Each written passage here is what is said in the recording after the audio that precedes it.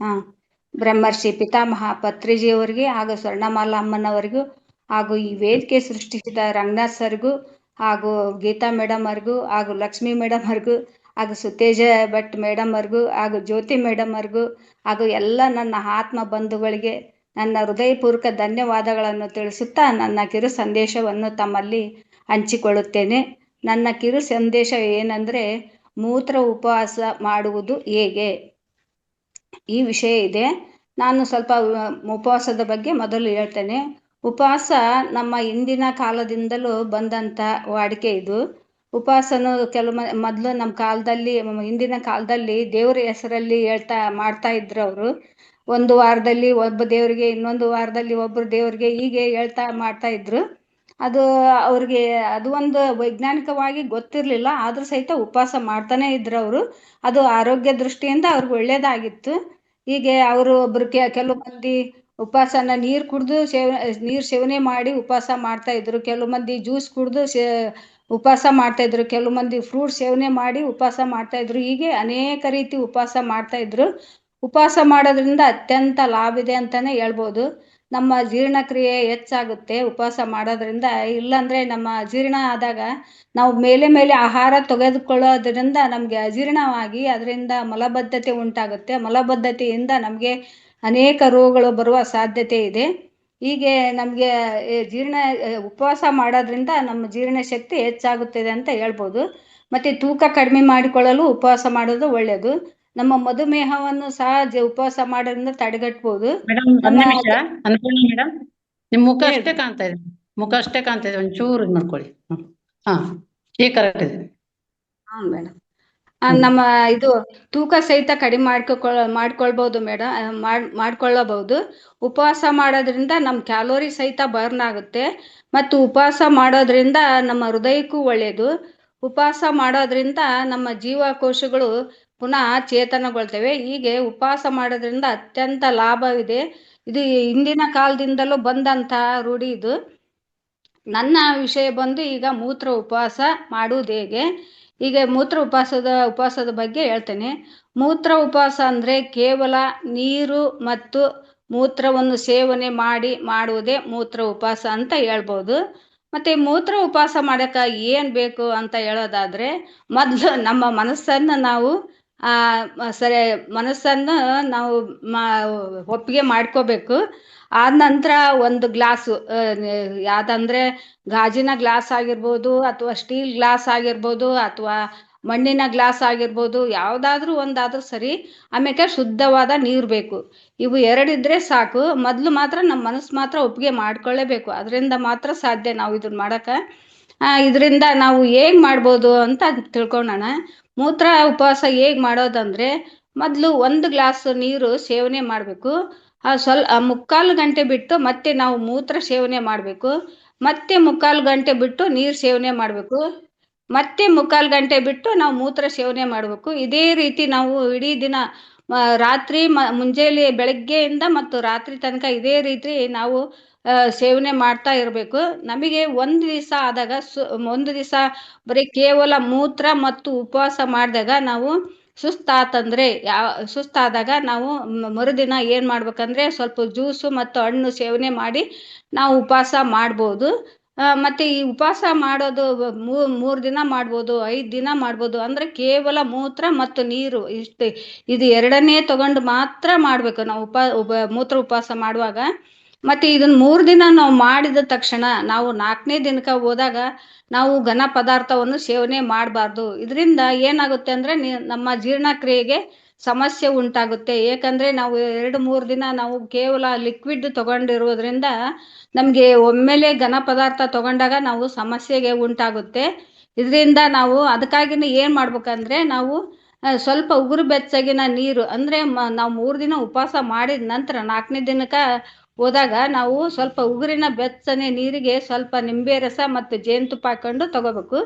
ಸ್ವಲ್ಪ ಸಮಯ ಬಿಟ್ಟು ನಾವು ಜ್ಯೂಸ್ ತಗೋಬೋದು, ಸ್ವಲ್ಪ ಸಮಯ ಬಿಟ್ಟು ಫ್ರೂಟ್ಸ್ ತಗೋಬೋದು, ಸ್ವಲ್ಪ ಸಮಯದ ಬಿಟ್ಟು ಮತ್ತೆ ನಾವು ಲಘು ಆಹಾರವನ್ನು ತಗೊಳೋದ್ರಿಂದ ನಮ್ಮ ಜೀರ್ಣಕ್ರಿಯೆ ಸಮಸ್ಯೆ ಉಂಟಾಗೋದಿಲ್ಲ. ಇದರಿಂದ ನಾವು ಮೂತ್ರ ಉಪವಾಸ ಮಾಡೋದ್ರಿಂದ ನಮಗೆ ಸಾಕಷ್ಟು ಲಾಭ ಆಗುತ್ತೆ. ಮತ್ತು ಎರಡನೇ ಪಾಲನೆ ಏನಂದರೆ, ನಾವು ಮೂತ್ರ ಉಪವಾಸ ಮಾಡುವಾಗ ಯಾವುದೇ ಮಾತ್ರೆಯನ್ನು ತಗೋಬಾರ್ದು. ಯಾವುದಂದರೆ, ನಾವು ಡಯಾಬಿಟಿಸಿಂದಾಗಿರ್ಬೋದು, ಥೈರಾಯ್ಡಿಂದಾಗಿರ್ಬೋದು, ಅಸ್ತಮಾದ್ದಾಗಿರ್ಬೋದು, ತಲೆನೋವಿಂದಾಗಿರ್ಬೋದು, ಕಾಲು ನೋವಿಂದಾಗಿರ್ಬೋದು, ಯಾವುದು ತಗೋಬಾರ್ದು. ಯಾವುದು ತಗೋಬೇಕಂದ್ರೆ, ನಮಗೆ ದೀರ್ಘಕಾಲದಿಂದ ಹೃದಯದ ಸಮಸ್ಯೆ ಇದ್ದವರು ಮಾತ್ರ ಹೃದಯದ ಮಾತ್ರೆ ಮತ್ತು BP ಮಾತ್ರೆಯನ್ನು ತಗೋಬೋದು. ಇದು ತಗೊಳೋದ್ರಿಂದ ನಾವು ಯಾವುದೇ ಸಮಸ್ಯೆ ನಮಗೆ ಆಗೋಲ್ಲ.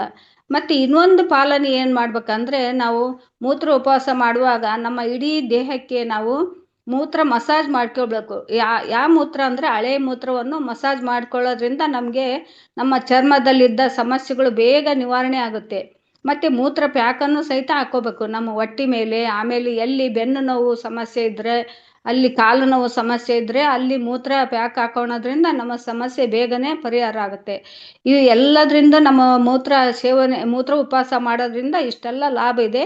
ಇದು ಎಕ್ಸಾಂಪಲ್ ನೋಡ್ಬೇಕಂದ್ರೆ, ಒಬ್ಬ ವ್ಯಕ್ತಿ JW ಆರ್ಮ್ಸ್ಟ್ರಾಂಗ್ ಎಂಬ ವ್ಯಕ್ತಿ, ಅವನು ಅತ್ಯಂತ ಭಯಾನಕ ರೋಗದಿಂದ ಬಳಲ್ತಿದ್ದಾಗ ಅವನು 45 ದಿನ ಕೇವಲ ಮೂತ್ರ ಮತ್ತು ನೀರನ್ನು ಸೇವನೆ ಮಾಡಿ ಅವನು ತನ್ನಲ್ಲಿದ್ದ ರೋಗವನ್ನು ಬೇರು ಸಮೇತ ನಿರ್ಮೂಲನೆ ಮಾಡಿಕೊಂಡ ಅಂತ ಹೇಳ್ತಾನೆ. ಅವನು ಪೂರ್ತಿ ಯಾವುದೇ ಅಂದ್ರೆ ಮೂಲ ಸಮೇತನ ತನ್ನಲ್ಲಿದ್ದ ಎಲ್ಲ ಭಯಂಕರ ರೋಗಗಳನ್ನು ಸಹಿತ ನಿರ್ಮೂಲನೆ ಮಾಡಿಕೊಂಡ ಅಂತ ಹೇಳ್ತಾನೆ. ಅವನು ಒಂದು ಪುಸ್ತಕ ಬರೆದ, ವಾಟರ್ ಆಫ್ ಲೈಫ್ ಅನ್ನೋದು 1943 ಅವನು ವಾಟರ್ ಆಫ್ ಲೈಫ್ ಅಂತ ಪುಸ್ತಕ ಬರೆದ, JW ಆರ್ಮ್ಸ್ಟ್ರಾಂಗ್ ಎಂಬ ವ್ಯಕ್ತಿ.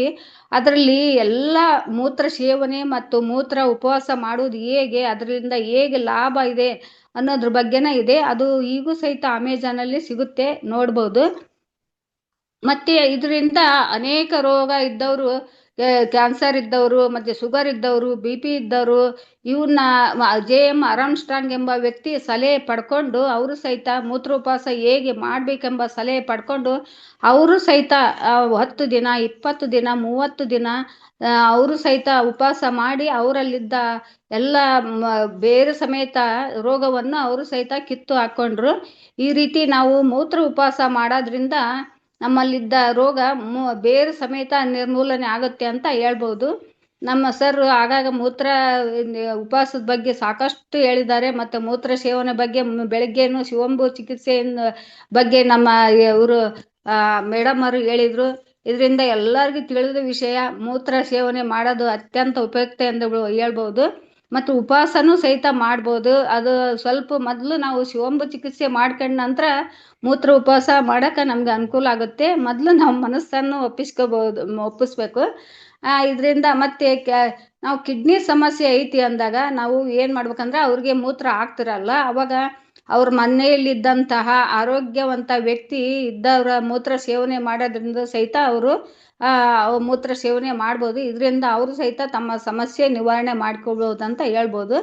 ಹೀಗೆ ನಮ್ಮಲ್ಲಿ ಸಹಿತ ನಮ್ಮ ಫೌಂಡೇಶನ್ನಲ್ಲಿ ಈಗಲೇ ಗೀತಾ ಮೇಡಮ್ ಅವರು ಒಬ್ಬರು ಶಿವಂಬು ಚಿಕಿತ್ಸೆ ಮಾಡಿಕೊಂಡು ಅವರು ಮಾದರಿಯಾಗಿದ್ದಾರೆ. ಆಮೇಲೆ ನಂದಿನಿ ಮೇಡಮ್ ಅವರು ಸಹಿತ ಮೂತ್ರ ಉಪವಾಸನೂ ಒಂದು ದಿವಸ ಮಾಡಿದ್ದೆ ಅಂತ ಹೇಳಿದರು. ಆಮೇಲೆ ನಂದಾ ಮೇಡಮ್ ಅವರು ಸಹಿತ ಅವರು ತಮ್ಮಲ್ಲಿ ಆದ ಬದಲಾವಣೆಯನ್ನು ಹೇಳಿದರು. ಯಶೋಧ ಮೇಡಮ್ ಅವರು ಹೇಳಿದ್ದಾರೆ. ಇನ್ನೂ ಅನೇಕ ಮಾಸ್ಟರ್ಸು ಸಹಿತ ಮೂತ್ರ ಉಪವಾಸ ಮಾಡಿಕೊಂಡು ಅನೇಕ ಲಾಭ ಪಡ್ಕೊಂಡನಿ ಅಂತ ಹೇಳ್ತಾರೆ. ಎಲ್ಲರೂ ಇದನ್ನು ಉಪಯೋಗ ಮಾಡ್ಕೊಂಡು ಇದರಿಂದ ಲಾಭ ಪಡಿಬೇಕಂತ ನಾನು ಅವರಲ್ಲಿ ವಿನಂತಿಸಿಕೊಳ್ತೇನೆ. ಇದರಿಂದ ಸಾಕಷ್ಟು ಲಾಭ ಇದೆ ಅಂತಂದು ಹೇಳ್ಬೋದು. ಮತ್ತೆ ನಮ್ಮ ಸರ್ ಹೇಳಿದರು, ಒಬ್ಬರು 28 ವರ್ಷದ ಮಹಿಳೆ, ಅಂದ್ರೆ ಯುವತಿ, ಸಣ್ಣ 28 ವರ್ಷದ ಹುಡುಗಿ, ಅವಳಿಗೆ ಅಂಡಾಶಯದ ಕ್ಯಾನ್ಸರ್ ಆಗಿತ್ತಂತೆ. ಕ್ಯಾನ್ಸರ್ ಆದಾಗ ಅವಳು ಡಾಕ್ಟ್ರ್ ಹತ್ರ ಹೋದಾಗ ಅವರು ಗರ್ಭಾಶಯನ ತೆಗೆದ್ರಂತೆ. ಆಮೇಲೆ ಗರ್ಭಾಶಯ ತೆಗೆದಾಗ ಮತ್ತೆ ಅವಳಿಗೆ ಮತ್ತೆ ಇನ್ನೊಂದು ಅಪೆಂಡಿಕ್ಸ್ ಆಯ್ತಂತೆ. ಅಪೆಂಡಿಕ್ಸ್ ಆದಾಗೂ ಸಹಿತ ಮತ್ತೆ ಸರ್ಜರಿ ಮಾಡಿ ಅದನ್ನು ತೆಗೆದ್ರಂತ.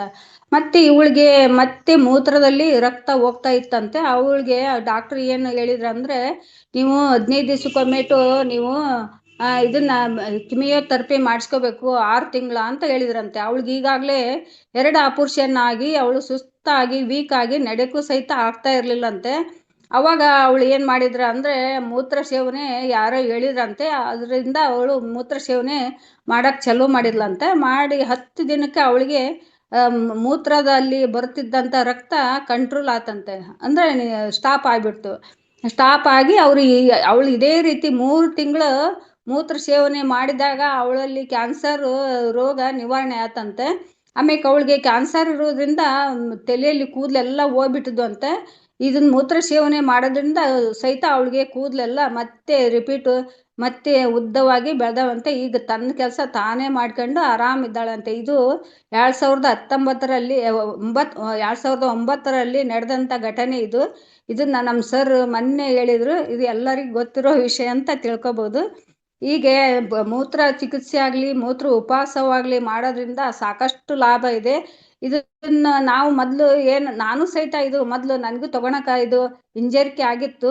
ನಾನು ಗೀತಾ ಮೇಡಮ್ ಅವರು ಹೇಳಿದ ವಿಡಿಯೋ ನೋಡಿ, ನಂದಾ ಮೇಡಮ್ ಅವರು ಹೇಳಿದ ವಿಡಿಯೋ ನೋಡಿ, ಅವರೆಲ್ಲ ತಗೊಂಡದ್ದು ನೋಡಿ ಇದರಿಂದ ಎಷ್ಟೊಂದು ಉಪಯೋಗವಿದೆ. ಇದು ಮೂತ್ರ ಅನ್ನೋದು ಒಂದು ಹೊಲಸಲ್ಲ. ಇದರಿಂದ ಅತ್ಯಂತ ಪವಿತ್ರವಾದ ಜಲ ಅನ್ನೋದು ನಾನು ತಿಳ್ಕೊಂಡು ಈಗ ನಾನು ಸೇವನೆ ಮಾಡಿ ಇದರಿಂದ ನನಗೂ ಸಾಕಷ್ಟು ಲಾಭ ಇದೆ ಅಂತ ತಮ್ಮಲ್ಲಿ ಹೇಳ್ಕೊಳ್ತೇನೆ. ಇದು ಎಲ್ಲರೂ ಸೇವನೆ ಮಾಡಿರಿ, ಇದರಿಂದ ಉಪಯೋಗ ತಗೊಳ್ರಿ ಅಂತ ತಮ್ಮಲ್ಲಿ ಕೇಳ್ಕೊಳ್ತೇನೆ. ಇಲ್ಲಿಗೆ ನನ್ನ ಸಂದೇಶವನ್ನು ಮುಗಿಸುತ್ತೇನೆ.